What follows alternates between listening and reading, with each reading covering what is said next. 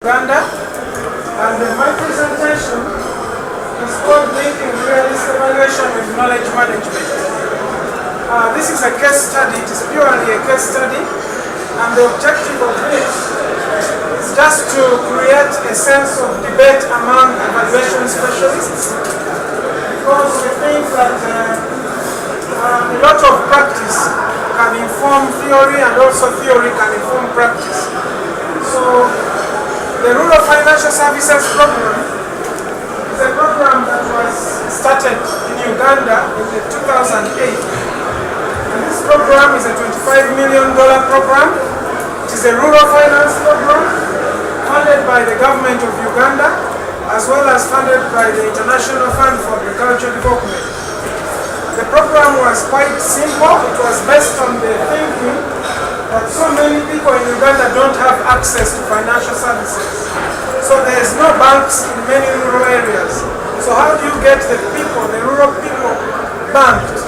So the program was established mainly to support an infrastructure of financial cooperatives, or what some people call credit unions, or what for us in Uganda we call savings and credit cooperative societies, SACCOs, throughout the whole country, so that people in the country would be able to access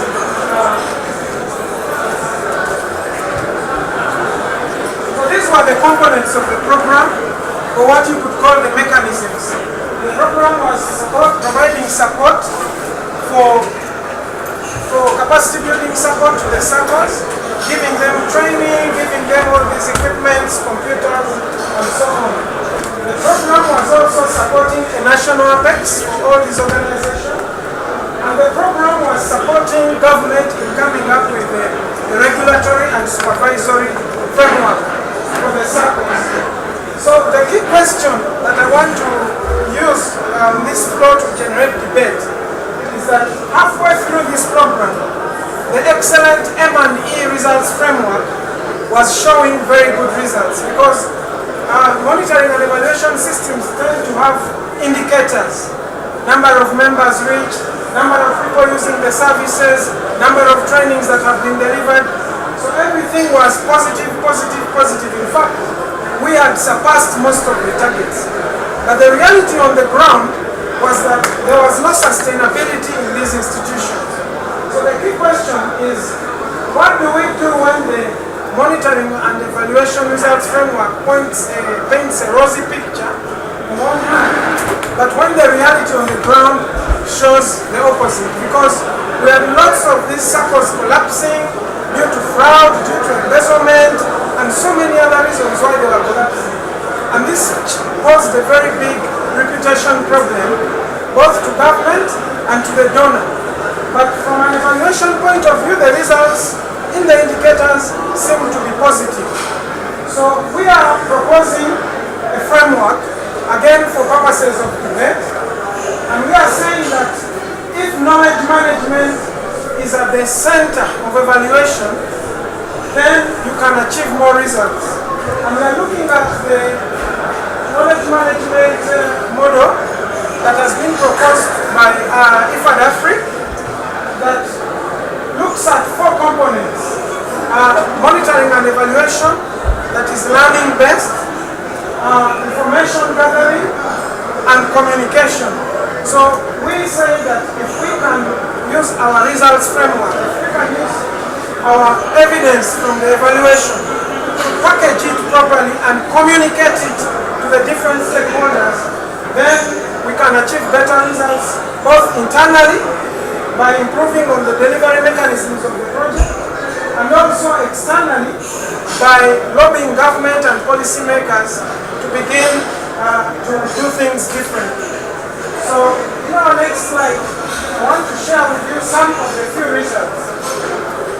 If you look at the M&E based learning, these were some of the results. Uganda has been split into 15 regions, as you can see, and the green was telling us that those are the institutions that are quite sustainable.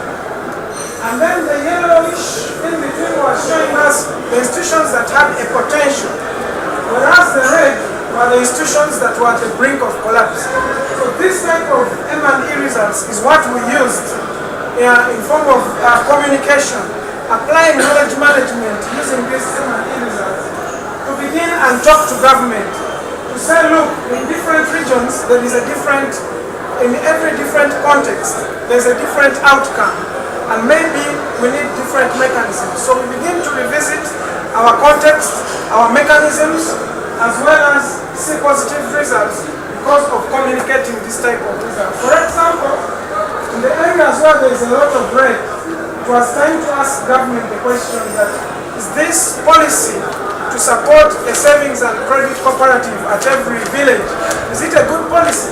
Why is it that in these regions, savings and credit cooperatives don't do well? But why is it that in the first region where there is a high green, they do better? So government began to think of alternative policy interventions in certain regions and alternative interventions because of the ability for us to communicate the results from an M&E system.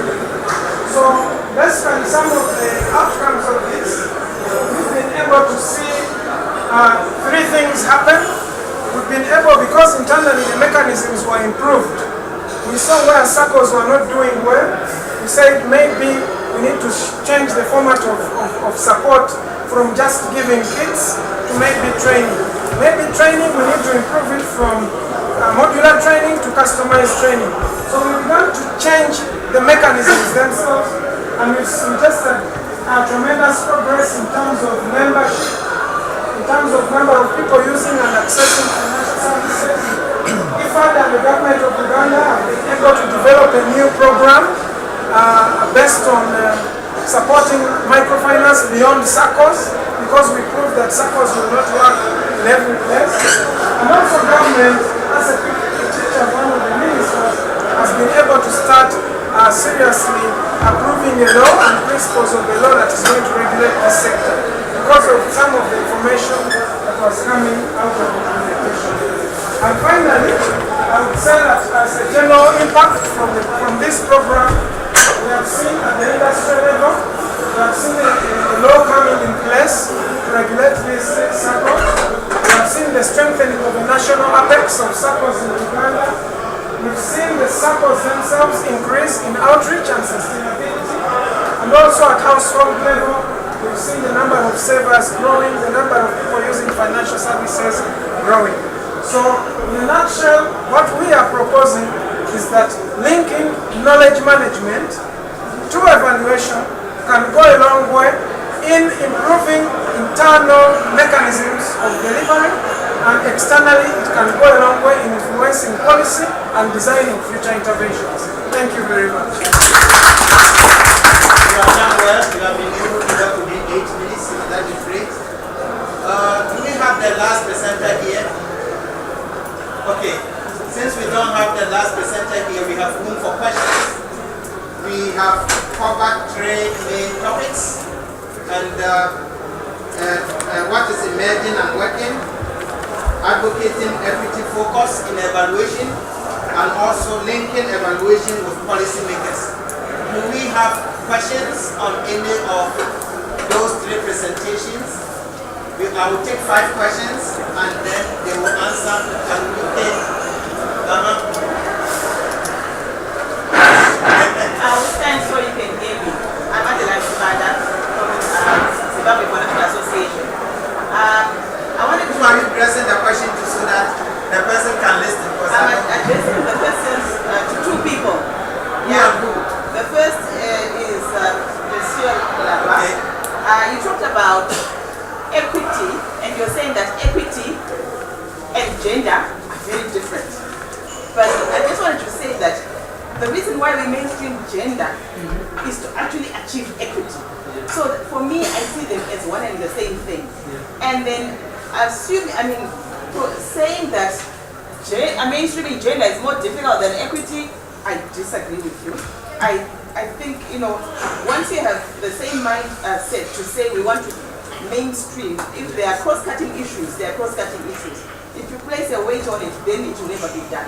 So just for you. And then my colleague Humphrey. Yes. I know I should ask you at home, but I'm going to ask you here. Hopefully the colleagues from HU are here.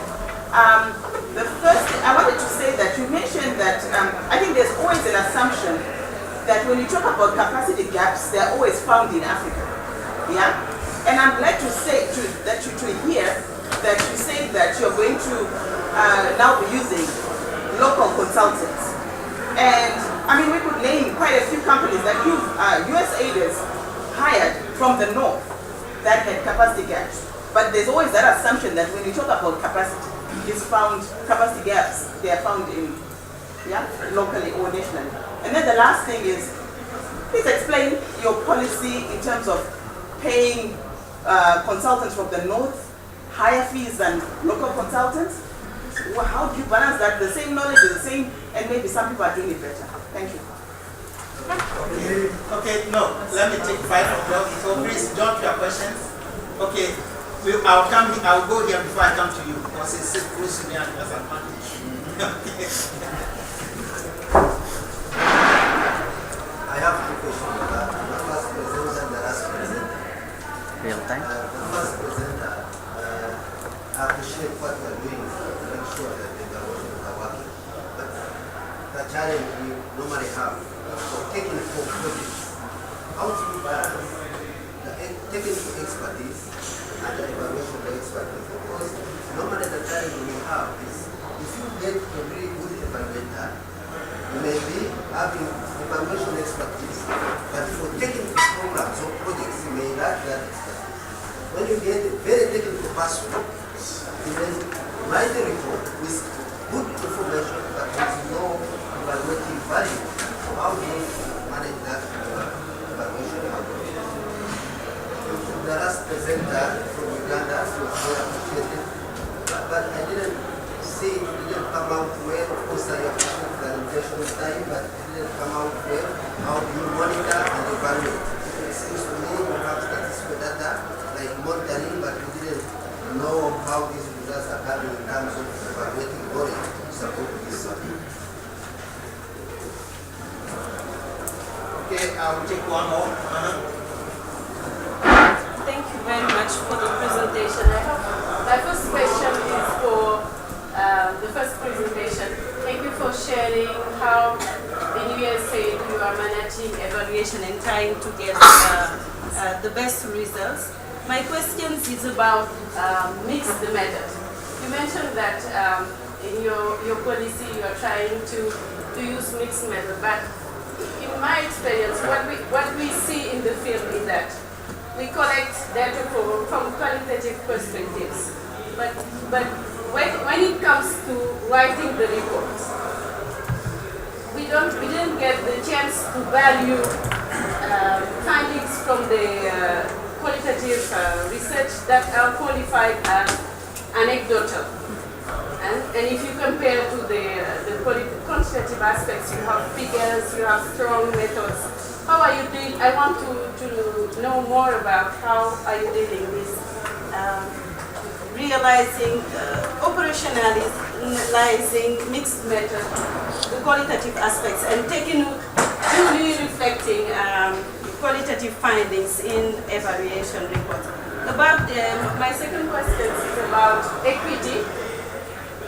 The presenter mentioned that the approach of African Development Bank is different from UN approach, but by following your presentation, it's not that different, because you refer to the theory of change, you refer to how equity is reflected in the log frame, in the results. Yeah. And my question is that if you integrate equity as a cross-cutting issue, how are you planning to use the results or the evidence generated by the evaluation? Yeah.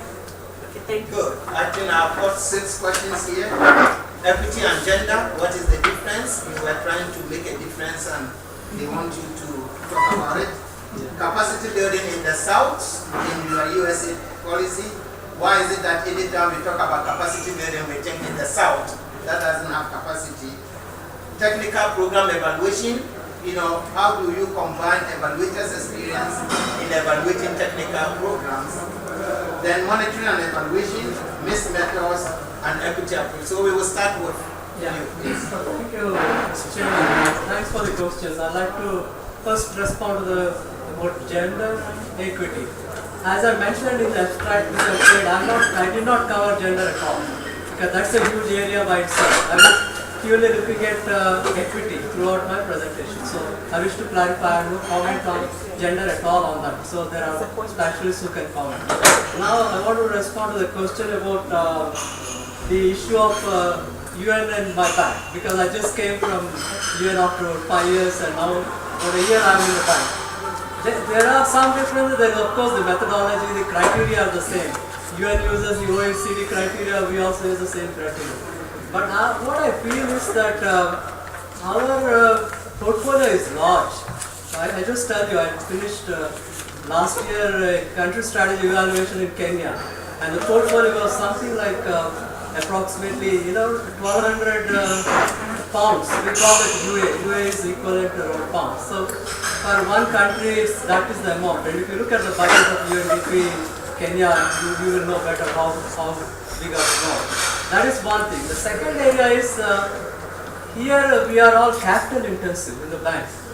Our projects are capital intensive. We are building highways and miles connecting, say, one port with another port, connecting Ethiopia, Uganda, Tanzania, the regional hubs and so on. These are fairly large, ambitious, big projects. So there is a difference. And another area I would say, but I could be wrong, this is maybe overgeneralization. The emphasis over there is a lot stronger on process. You have community-based organization, mobilization, extensive CSOs and so on. Here we have CSOs, but given the nature, for example, we are building a highway of 200 kilometers. Our issue would be more resettlement issue. We have a safeguards, social and environmental safeguards, which we have to follow, like the World Bank. And there we will be dealing with the local organizations, making sure the compensation is paid. Only then we release the money for the building the road, because all these issues are. So there is a subtle difference, but I could be wrong. But when you come to the issue of what is the benefit of having equity as a cross-cutting issue, I think as I mentioned to you, the dangerous trend we see is that out of the about 200 countries in the world, and we saw the most inequitable countries are in this continent. I think that is disturbing. You don't want more and more revolution. You need to address the requirements of the poorest of the poor. That's important, apart from meeting the basic needs, apart from meeting the futuristic needs. So we need to understand whether what we do is a second question. We need to understand who is benefiting, in what ways, and why some groups are not benefiting. That's why we talk of marginalized and vulnerable groups. So that is what we are trying to focus. Advocate, not even focus, a simple advocacy. Okay, thank you. Can you say you have four questions? Yeah. Yes. So the first one from my colleague is on capacity building. I think what you realize is, I think there was a notion back then that at every juncture when we recruited consultants, we take them out of Washington, they come to Zimbabwe. And I think what we realized is that it was more of a 2 by 2 by 2. So 2 consultants from Washington for 2 weeks, and then they interview 2 key informants and all that. And that's why I said in my presentation, now we are doing a survey of local consulting firms, because I think there's that strong recognition that what has been missing in most of our evaluation is the context. And ideally, I think every year we are churning out a number of graduates, a number of consultants who are doing surveys out in other countries. And I think we have that realization, and that's why we are trying to make sure that at the end of the day, we create a database of local consulting firms and probably individuals that we can work with in our evaluation. So I think something that we are addressing. When I also talked about capacity building, I was also making reference to some of the partner staff that we work with, and even capacity internally within the USA to manage. So let's say, for example, we hired a consulting firm, we then need to be capacity internally. And that's why I said we are rolling out the evaluation for evaluation specialist training, which is to equip the USA personnel in terms of managing the contractors. And then in terms of paying the consultants, the North versus locals, I have to highlight that when we prepare, at least with the new evaluation policy, when we prepare the scope of work, what we only do is to put a ceiling to say this is how much we are going to pay for this particular type of assignment. And it is therefore up to the consultant or the consulting firm to clearly articulate their levels of efforts, to clearly articulate their skills, to clearly articulate their rates per day. And what I know is, I think since 2011, 2012, depending on what someone has proposed, and as long as it was within our confines in terms of the budget and the nature of the work to be done, then we do. So we have had no problem with that. I think probably what might happen if someone is coming from outside is to do with airfares, accommodation, and all that. But in terms of the rates, what I know is we have the ceiling in terms of what we can pay. We don't have the minimum. You can propose what you want. But also I think what we realize is previously these evaluations were being conducted by the partners themselves. Now we have shifted, like the evaluations are now being commissioned from the USA side and not the partner side. So that might be the issue. And then the question number 3 was on balancing technical expertise and evaluation expertise. And again, I think going back in time, what we realized is you would release a scope of work on the market, and ideally, not even ideally, you would get probably 2 people or 1 person coming to do the evaluation. And in the end, either you have an evaluation expert or you have a technical subject matter expert. And I think what we are now doing is, like I mentioned in the presentation, is also then to say, vis-a-vis our key evaluation questions, vis-a-vis the design issues that are embedded in the scope of work, what are the kind of skills that we need? And you realize that we have actually created a section in our scope of work that clearly says, for the team leader, we are looking for attributes 1, 2, 3, 4. Since we are focusing on PMPCT, we also need a medical doctor who has done 1, 2, 3, 4. So that in the end, we have a composite team of experts who, in a way, should be complementary to do the evaluation. Of course, it's a challenge, but I think at the end of the day, once you have clearly spelled out the key questions that you want addressed, then the team that is the technical evaluation committee that is reviewing the proposals should take cognizance of what we could do and what we could do in terms of the personnel that we have. But also, like I mentioned, we are also trying to make sure that we also have local personnel in the team. Mixed methods. Yeah, then the last one is on mixed methods. I think what we have tried to do since the launch of the evaluation policy is one to make sure that the whole notion of evaluation is embedded in the design of the project. So that means that before our project commences, we are very clear whether we are going for a performance evaluation, and if it's a performance evaluation, is it a non-experimental or a quasi-experimental? If for some reason it's an impact evaluation, it means that we are looking at cause and effect and what are some of the modalities that we need to embed. So what we realize at the end of the day is there is some routine data that will be collected, but more importantly, I think it's about the triangulation aspect. And also your evaluation questions should be clear in terms of saying which methods are you pushing for. And in other words, I think you are going to attach weights to say, for this particular question, I think we want more of quantitative data, but we want it complemented, and therefore you then need to embed elements like your success case methods or your case study method in terms of making they complement the design. Okay, Uganda, can you take? Yeah, thank you very much. The monitoring and evaluation in the project, whose case study I just presented, monitoring is done routinely through routine periodic data collection, and for evaluation we've had a very elaborate mid-term review as well as the final after the project impact assessment. But for purposes of learning during the course of implementation, the project adopted a reality check approach. So periodically, data was collected. The project internally had designed a certain tool that captured sustainability indicators, 4 key sustainability indicators, one being the operational self-sufficiency, financial self-sufficiency, return on assets, and portfolio at risk. And based on the data collected on these parameters, a scorecard had been developed to actually put these circles in the categories that I mentioned for purposes of communicating and for purposes of knowledge management. So yeah, that's how we handle the monitoring and evaluation. All the details are in the bigger 25-page paper, but you'll appreciate that I wanted to make just 5 slides for a discussion. I didn't know I would have more than 5 minutes. Okay, thank you. Okay, another round of questions. Yes, we start from, I'm not seeing that side, but let me start from this side. Okay, from you. Uganda. You mentioned that you're using knowledge management in order to make the evaluations more realistic, right?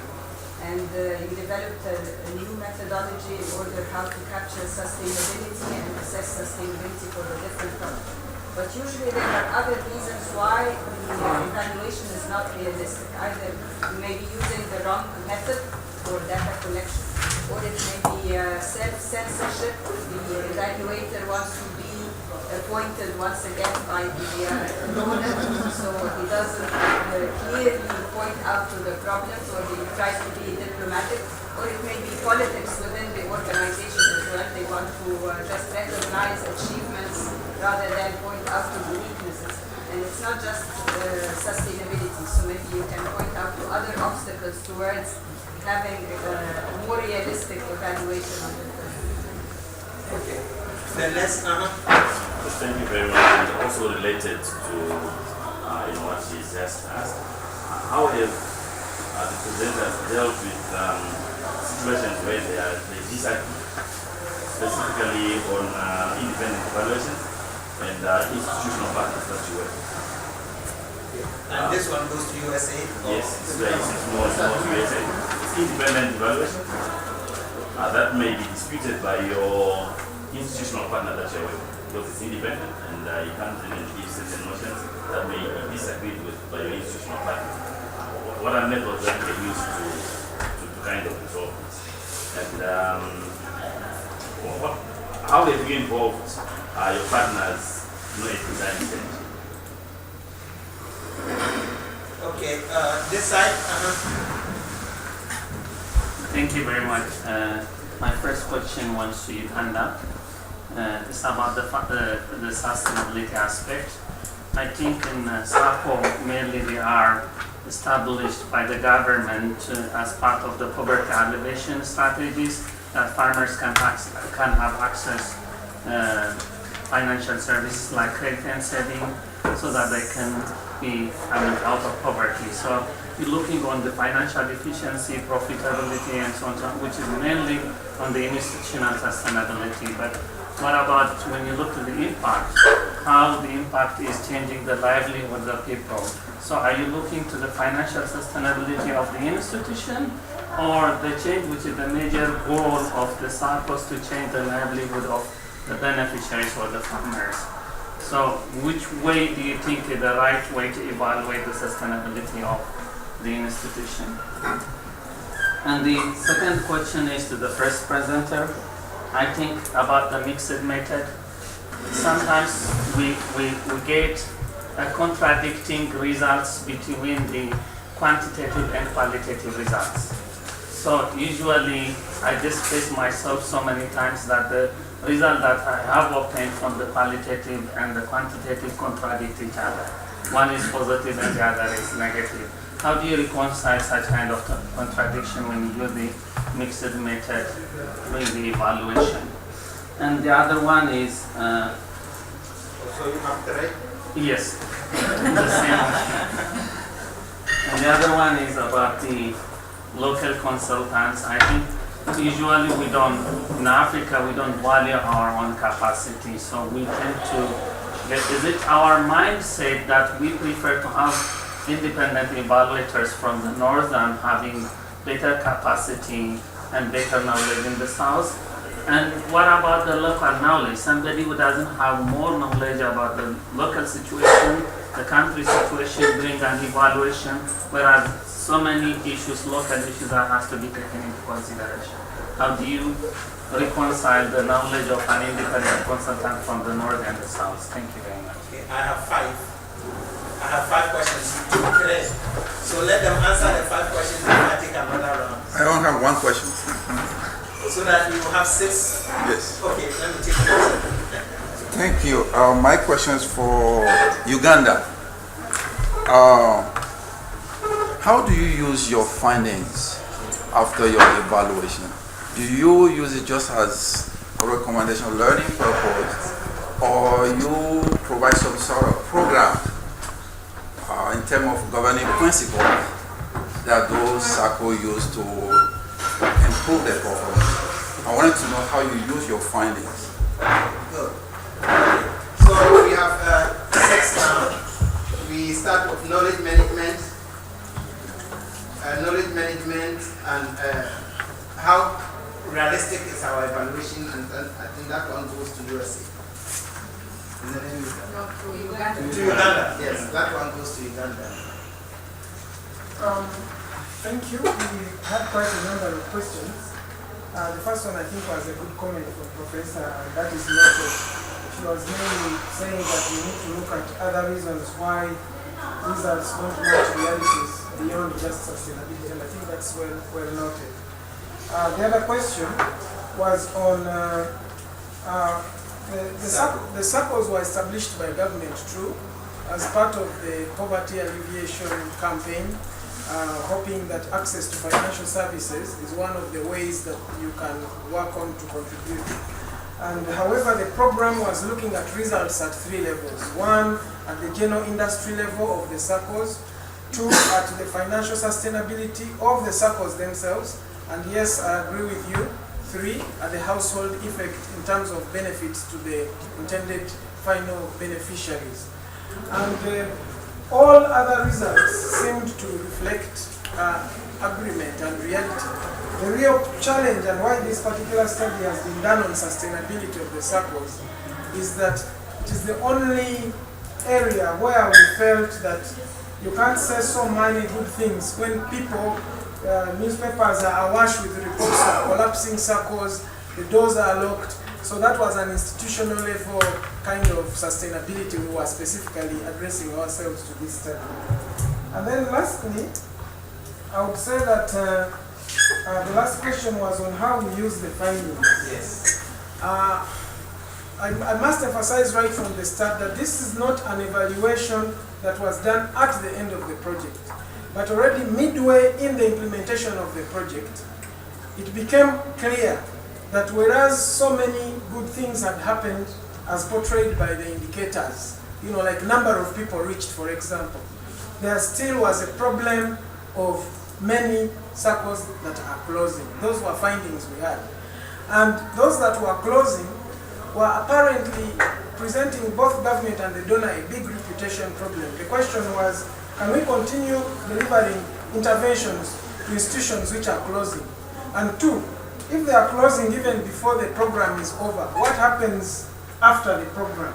So this reputation problem made us undertake this reality check, a form of evaluation itself, but that comes before the end of the project rather than waiting to the end. And having understood exactly what is the problem, in which region is the problem, we began to ask questions about, is this the right mechanism in this particular context? And so by doing that, we are using the results to tell the implementing agencies, this is not how to do it. We are using the results to go to government and say, look, the whole of this region, there is not a single successful SACCO. The whole of this region, there are many. Do you want us to continue supporting SACCOs in clear areas where the context on the ground does not allow them to grow?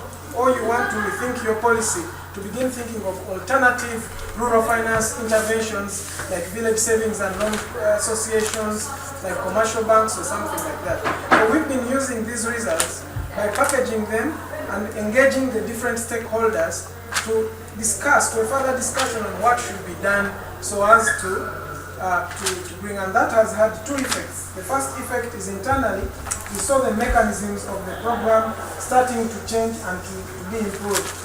But externally, we saw government begin to rethink their policy on microfinance. First of all, to think of microfinance beyond circles, and also to think seriously about regulation. And they have now moved fast through cabinet. Okay, thank you very much. Take USA. Respond to some of the questions. Okay, so I'll answer the question of what happens when there's a disagreement.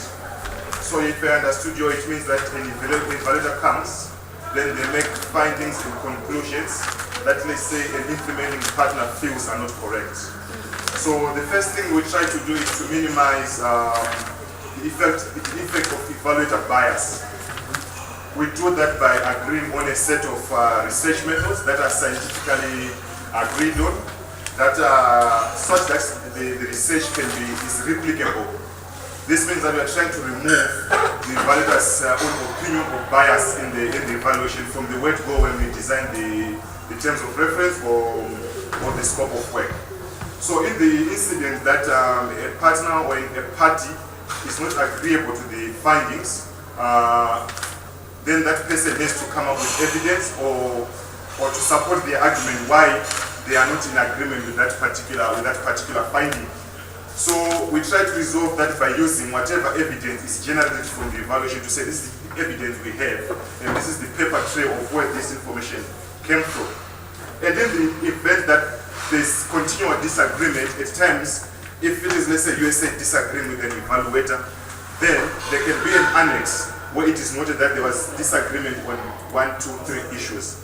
But we don't want to compromise the evaluator's independence or objectivity. That's why we want an external evaluator, someone coming from outside with an independent eye, so to speak. I'll go on to the next question on local knowledge. As part of the USAID evaluation policy, USAID missions are encouraged to use local consultants where this applies. So it depends on the type of evaluation, on the scope of evaluation, and the number of things. So the police actually makes a deliberate attempt to push missions to use local evaluators where applicable. So it's not like we say let's use an expert evaluator or a local evaluator. It depends on the scope of the evaluation. And in that realm within the Zimbabwe mission, USA Zimbabwe mission, what we are also trying to do is look at the capacity that we currently have or the number or the type of films that we currently have, so that we have a database to refer to. So we hope that with the Zimbabwe Evaluation Association starting to get ground, then we have a reference point where we can go to them and say, this is the nature of evaluations we are thinking of. What kind of evaluators, what kind of evaluation firms do we have that we can refer to? Mixed methods. Mixed methods? I'm going to answer that.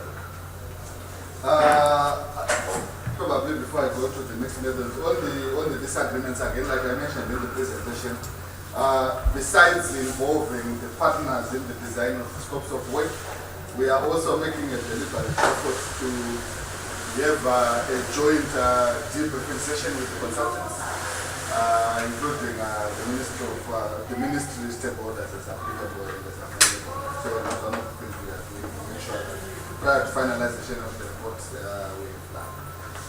In terms of the mixed methods, I think one of the issues that we need to be cognizant of the whole idea is these are two approaches that can be complementary. In other words, when you are using this particular quantitative tool, the whole idea of the qualitative bit is to complement it. So I think it becomes important at that level to make sure that your tools are speaking to each other. Then again, I think it will also depend on the magnitude of the deviation between your qualitative and quantitative. But I think more important is also the aspect of data triangulation. So you have this source that is giving you a result X, and you have another qualitative source that is giving you a result Y. What probably is the data or information that is coming from the other sources. So that would be your secondary data or another data that is valuable to make sure that at the end of the day you can reconcile the two. Then I think the last one was more of a comment on How do you use your evaluation findings? how do we use. Okay, that's an interesting question. What we have done is since 2012, all our end of project evaluations are done a year before that project actually comes to an end. Why? Because we want the findings of that particular evaluation to inform the new design. So we have made a deliberate effort to say at least between 12 and 18 months before a project comes to an end, we do the end of project evaluation, disseminate the findings, and then use those findings from the evaluation to inform the new design. And like I also mentioned, we are now making sure that for any evaluation report that is produced, we are able to share with as many stakeholders as possible so that we can discuss. We have also created what is called the learning agenda. We have also prepared what is called the learning agenda, or more like an action plan. So once we have the key recommendations, each of the technical units sit down to create an action plan. In other words, how are we going to use the findings from a particular evaluation in our day-to-day programs or in our future programs that are within the pipeline and within our country development cooperation strategy. Good. I think we have time for final round of questions. I saw a hand over here. Yes. Okay. My question is for Mr. Mukabili. I wonder if MDBs have projects right now that do not incorporate equity in the present situation. And I would relate my experience yesterday when I sit down in an equity workshop. Yeah. One point that was raised was that UN Women and UNICEF use some kind of methods in determining evaluability of projects. They have this low, medium, and high evaluability, in a sense that if projects have equity provisions, that could influence the determination of evaluability.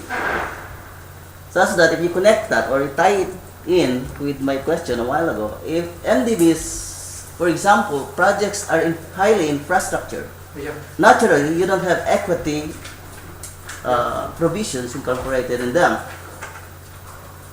The issue there is, would it fail in evaluability screening of UN Women or UNICEF? So how would you address that in MDBs? Okay, then I take one and I take one from. Our regarding colleague. Sorry, because of the noise, I was not able to listen well before. But I would like to ask you, you said this is a performance evaluation, process evaluation. Process evaluation. Yeah, performance evaluation. And I would like to ask you that the methodologies, the techniques you used to do this evaluation. Thank you. Yes, hello. Yeah, I'm having a problem with the neglect of the word monitoring in other abbreviations and the focus on evaluation. I don't seem to get it, whether it's deliberate or just by design. Particularly when he said we do an evaluation 18 months before the end of the project. Then I ask myself, well, is it an evaluation or monitoring? Because, and then with respect to the differences between the evaluator and what do you call it, the contract, the consultant, and then the owner of the project. Why should there be a setup? Why should we make a quick fast out of it if there has been monitoring, good monitoring? I don't know whether the degree of the word or of the process monitoring could be answered here, but it's very, especially for the members of AfrEA, why do they focus so much on evaluation alone? Okay. We will take the first question, second question, and third question. All of us can answer. Okay. So go on the first question. Yes. Thank you, Mr. Chair. Now I'd like to answer the two questions you raised, very good questions. One on equity in multilateral development banks. I must admit I know about the African Development Bank. I don't know so much about the other banks. But so what I'm talking relates to my bank more closely. Now in terms of equity, the mission and the vision of the African Development Bank is in terms of promoting socio-economic development and addressing the growth and as well as the poverty reduction in Africa. So that part is very clear. That's what we share with the UN and other international community. Now when it comes to the issue of equity, there are several policy documents in the bank. And one document I would particularly refer to is called stakeholder consultation. We have differentiated stakeholders into primary stakeholders, especially the beneficiaries, end users and so on, and the secondary stakeholders. And for example, the borrower, the government or whoever is implementing the project, the lender, ourselves, and also the implementing entities, and if there are groups of local community-based organizations and so on. So the bank consciously advocates participatory approaches. This is written down, what I'm saying.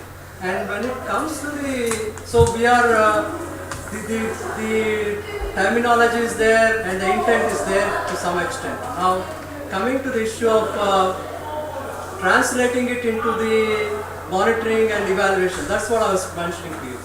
So if we are able to get it into the we have something called operations manual. We have a large number of projects, but that is common for all sectors. Infrastructure, health, education, whatever it is. We have a common manual. And there are guidance for each of the forms, appraisal, concept note, very good quality what we have. And so if we are able to just vet them and get this whole notion of who benefits, who doesn't benefit, because we are a lender, we want money back. That's important for us. We need to get back a return on our investment. We want value for money. So at the same time, can we combine this kind of a orientation along with social justice? That's what is the effort here in advocating. And so that part is there, but we need to go much further in terms of advocating equity, particularly in evaluation. As you rightly said, unless the information is there in the system right from design, you can't get it. That takes us to the second question of evaluability. If you saw my presentation, I spoke about independent evaluation as well as self-evaluation. Self-evaluation is all about from the design stage. Project conception, that is concept note, appraisal which happens just before the project, and so on and so forth. So that would address hopefully, but if there is no data, we can't. And you asked a question about the differences between sectoral, whether it is infrastructure, whether it is healthcare or social. Definitely there are differences because a large number of infrastructure projects such as, let us say, highways or electricity generation or geothermal power or wind power, they are more focused on the economic aspects and pretty little on the individual households and so on. But even there, one of the missing links is in terms of access. The lines are all passing, so all the indicators are good. I was just in Ethiopia recently. And so the line goes, so there is access. Theoretically, yes, there is access. But they can't afford to connect, there is no connection and so on. So can we dig deeper into the monitoring system? I'm talking of monitoring, to include it in the design stage so our project managers are able to integrate upfront. Otherwise you can't get data. You have to have it, as you say, then it becomes evaluable. So it has to be a complete cycle. That's the reason I'm not going at the end of the project to do a post-mortem and say it's not there. That's to me is useless. Learning is important. We would like to improve programs as they are going, and I can say my colleagues in the operations are as much interested in equity as I would be. But they go by we are a little bureaucracy. So they go by what is in the paper, what are the guidelines. You need to do some advocacy. Okay. And so on. Okay. Yes. No, let me take the process evaluation first. what method did you use in doing your process evaluations? Methods and technology and tools. Yeah, as I said earlier, we used the reality check approach. We revisited our own context and developed tools that we found were appropriate to measure the indicators. So basically it's building on what has been in the results framework as indicators, and then revisiting the specific Ugandan context in which we are to develop tools that can actually bring out a more realistic, that's why internally we call it the reality check, to bring out the aspects that you cannot easily find in the broad results framework. And then go out there and then administer the tools, and then collect the data, analyze it, and then categorize the circles, make a triage as I presented earlier, and then package them in messages. That's why I said integrating knowledge management that can be communicated to different stakeholders with the ultimate objective of influencing change. So rather than doing, was it done in a specific time period, or is it a continuous? It was done in a specific time period, which was like midway through the program, and then decided later that all the tools that were used be co-opted in the monitoring framework of the project, so that that data can continuously come in for purposes of looking at the trend later. So first as a one-off, and then later subsequent, rather than wait for the post-mortem kind of evaluation. Okay, that question was not for you. That question was for all of us. And the question that the Honorable brought up, why is it that in AfrEA or in these conferences, we de-emphasize monitoring and focus on evaluation? Is the word monitoring that bad, or is it not relevant? And we have 10 minutes, so I want 3 people to comment on it before we go. So, go ahead. The way I understand it, I think monitoring and evaluation are most important aspects and monitoring that really different.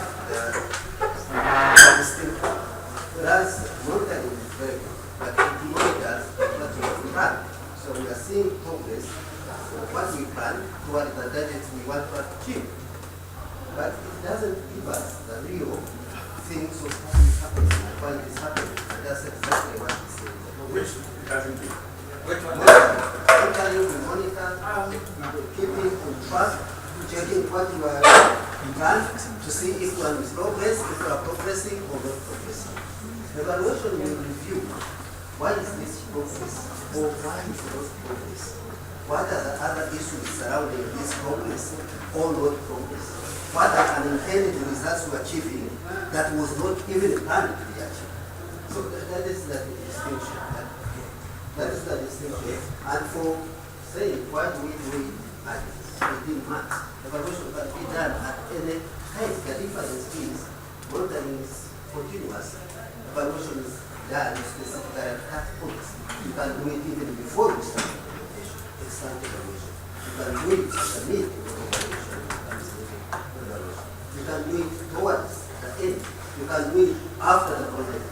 That is the way. Okay. Well, I think AfrEA is not trying to disemphasize monitoring. I think they look at monitoring as a subset of an evaluation process. And if you look around, you go to the internet, you even see that people are trying to unnecessarily elongate our work to include A and M. They say M, E, A, and L. They call it MIL. Some people are M and E officer. Some people are MIL officer. But the problem I have here, I also have that problem with like my senior colleague. The problem I have in elongating our work is that accountability and learning, these are the purposes of doing M and E. I don't think AfrEA is trying to disemphasize monitoring. Monitoring is equally important because it asks a basic and enter tuition, what are we doing? Are we doing the right thing? If we are not doing the right thing, can we go back to the drawing board? And my mind is very clear in what he was asking. I don't think we are right. I'll take one more. Yes, you haven't spoken. Okay, thank you. This goes to the definition of monitoring and evaluation. Sometimes, we might report things like process evaluation. Well, we may call it evaluation, but for some, according to school of thought or scholars, even process evaluation is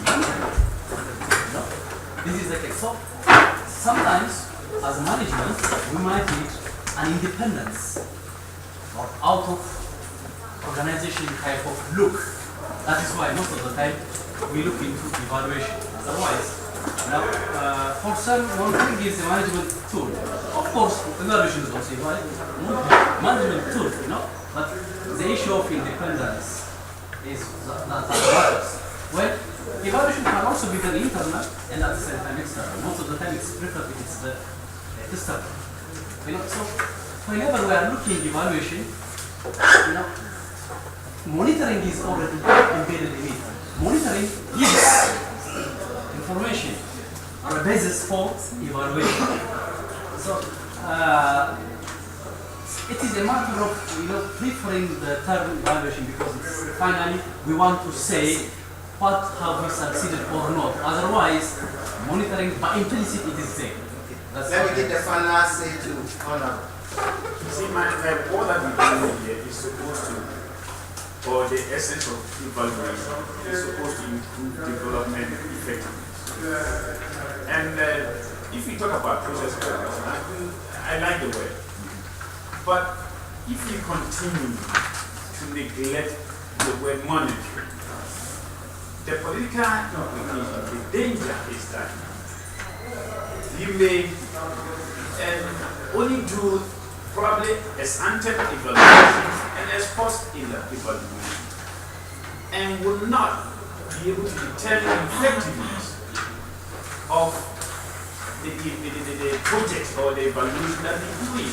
Because if we do it at the end of the project, what are we doing? Are we informing policy in the process? Is it possible for us to go back to the drawing board?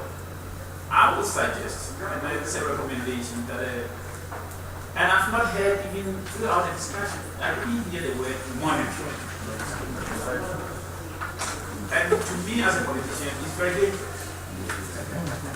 Because if we continue on that line, you will say, okay, let's wait at the end, we do what? An evaluation. At that end, we are all there. Okay, I think, thank you all for coming. The presenters have done very good. I think Honorable brought something at the close that we all have to take a look at. And I think that is the problem in the South. In the South, at times we copy something. American Evaluation Association, Canadian Evaluation Association, and we copy. But one thing that we have to do, how do we contextualize what we do? If you go to American Evaluation Association, majority of the members are educationalists. They are from educational institutions, they are professors, and they come to the South as consultants. They don't, for years, I've been an American Evaluation Association member since 1992. And up to 2000, development people were few. You can count them on our hands. It was dominated by people from educational institutions. Most of the courses that were taught in evaluation were all on educational evaluation. Isn't it? Health and education. Recently, development is coming in. Okay? So those are some of the things that at times we need to sit down and say, if we are doing something, what is our objective? What are we promoting? Are we promoting consultancies? Or are we promoting a practice? Okay? When you go to American Evaluation Association, it's promotion of evaluation consultancies and practices. That is what they do. They are not practitioners.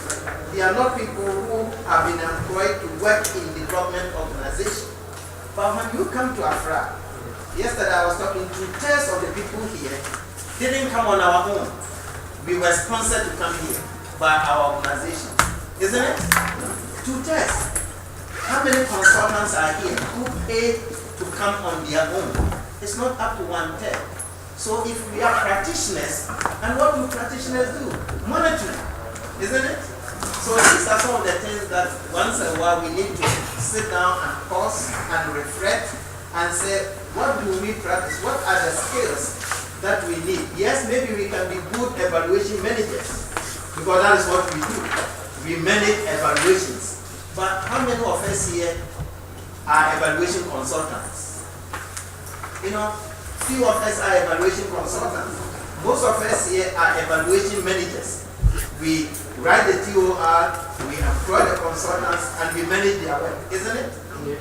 That is what we do. And I can see people who are sitting down here. How many consultants are in this room? How many consultants are in this room? You. 1, 2, 3, 4, 5. It is not up to 1/10 of the people in this room. So these are some of the things that at times when we are in the South are looking, we have to ask ourselves, what skills do we need? Do we need skills in conducting evaluation? Or do we need skills in managing evaluations? You know, these are some of the